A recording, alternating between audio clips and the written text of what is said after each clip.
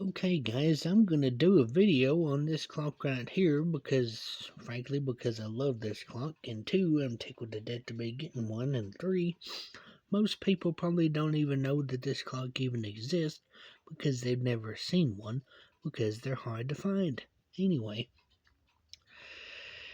this is a Revere R548, probably from 1939. They didn't make this one very long, and probably in very limited numbers, because up until last night, after doing a little research, I found a couple of these online, but not very many, this being one of them. So, anyway, this is a very high quality clock, and the chime is just as pretty as the clock is, and the clock itself is made out of mahogany, and the overlay on the front is also mahogany. And from my recollection, the clock is 18 inches in width, say 8.5 inches in height or 8 inches, and has a depth of 4 inches, and the dial itself is 5 inches in diameter. And of course the chime rods are Hershey chime rods, so they're made out of nickel silver, and they have copper in them too, of course. But if you ever run across one of these clocks, like I said, the model name is the R548.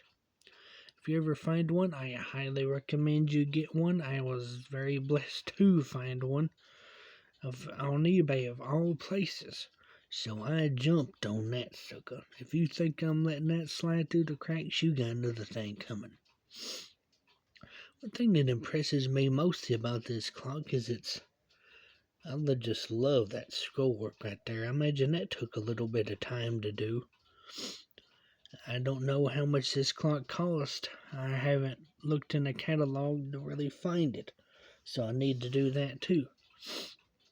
Anyway, I got a great deal for that clock. I paid, the clock by itself, not including the shipping, was only $35. So you best bet that I'm gonna jump on that sucker. Anyway, let me pull up Roy Manno's video to that. I won't take any credit for that video because it's not my video. But I want y'all to just see how good this clock can look like. Or sound like, sorry. Look and sound. Turn up my volume here. Sorry about that, my laptop's a little slow here. Hello there, everybody. Welcome back to Telechron Time, where we discuss everything Telechron, Revere. Hey, quiet back there. Where we discuss everything Revere, General Electric, and sometimes even Hershey. You can visit my website at www.telechrontime.com or stop over at Etsy. That's where I do most of my business. But anyway, we're going to be doing an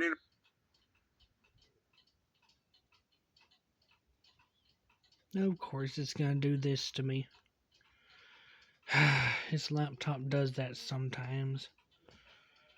www.telechrontime.com or stop over at Etsy. Sorry if That's it where does I it do most of again. my business. But anyway, we're going to be doing an interview. Of course, of all times, it decides to do that. I don't know why in the world this laptop does that. It was supposed to be seller refurbished. Refurbish my foot. Refurbished laptop wouldn't freeze up.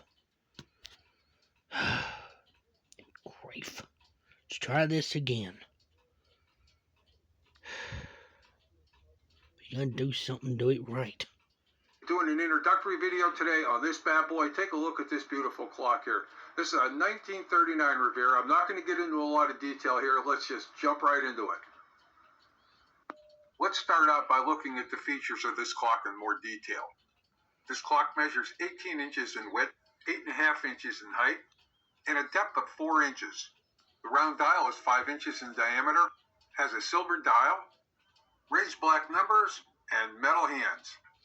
I'm gonna pause that for a second. Hold on. On the one that I'm getting, the hands are different, which doesn't bother me. I like both styles of hands. Just thought I'd tell you that. Let's get started again. The outside case has a brass bezel, all high-grade mahogany veneering. and a stunning overlay, which I also believe to be mahogany. Now, I'm going to tell you what, guys, I have about 140 clocks listed on my website for identification purposes, and this clock is not on there. So, I mean, it just goes to show you how many unfound treasures there are still lurking out there in these Revere Westminster lines. So, this clock has got to be rare. It does not show up in the 1941 catalog, so apparently it wasn't made maybe for 1938, 39, 40, who knows, just for a very, very limited period of time and probably in very, very limited numbers. Okay, this clock does have some provenance, if I could find out where it went here. Here it is over here. Okay, so this clock was actually worked on, it looks like February 5th, 1957. He's got provenance there. And then he's got more provenance right here from a clockmaker out in California, which is dated September 1973. So this clock has been worked on professionally at least a couple of times over its life, but just an absolutely stunning clock.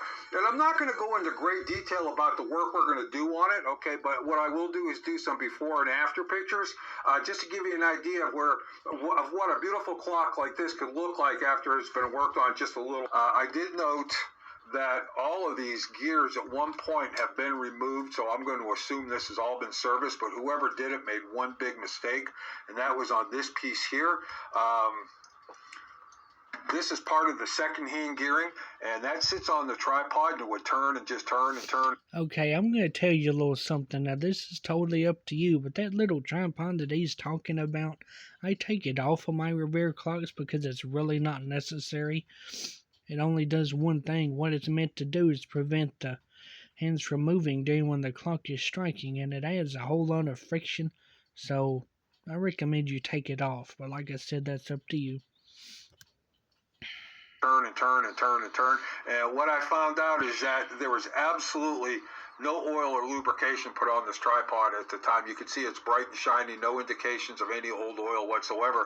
And as a result, from this gear turning on it, it just wore out all 5 of these arms. They're down to paper thin, probably 5 to 10% metal left on there. I could easily break those if I wanted to by just pushing them with my fingers. So this gear is no good. I have another gear ready to go. You can see I have it polished back to a mere finish. There is going to be a slight charge for this gear only because of the fact I go through these like crazy.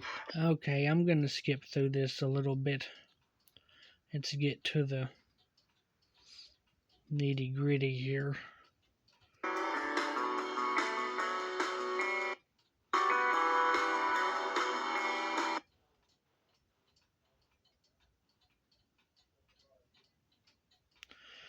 Well, let's see. Really, laptop? Oh, good grief. I'll be so glad when this thing decides to quit giving me problems. Can't even watch one single video sometimes.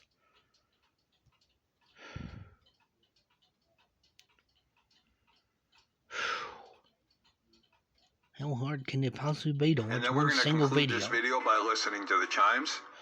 I hope you found this video to be informative. And I look forward to seeing you on the next clock. Everybody take care. Bye-bye.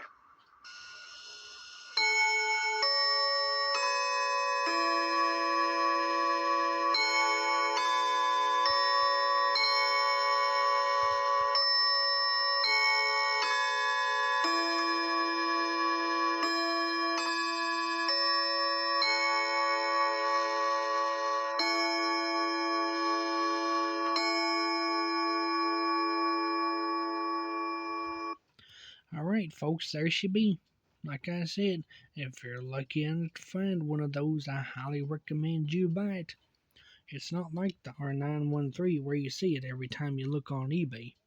Anyway, catch you later in the next video, and thank you very much for watching, and like, share, and subscribe if you want to. Toodaloo.